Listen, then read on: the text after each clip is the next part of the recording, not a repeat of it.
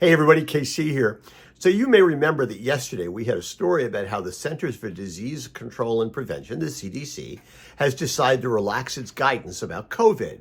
Basically, what they're saying now is that any Americans who test positive for the coronavirus no longer need to routinely stay home from work and school for 5 days. And they pointed out, listen, things have changed.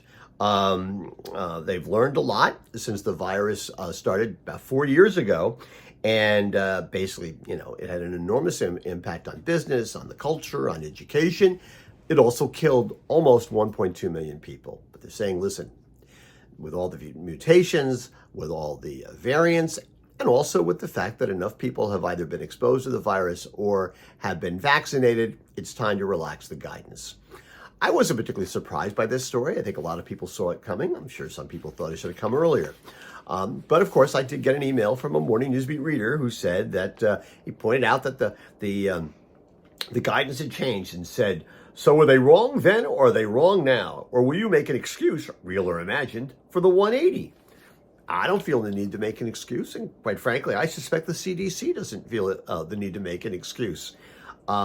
Isn't that good scientific method? As time passes and you learn more and you gather more information, you adjust the way that you think about things. By the way, it's not just good scientific method, it's good business practices. I'm going to guess that the vast majority of successful business people, as time goes on and they learn more and circumstances change, they change their approach to whatever problem it is they're trying to solve, right?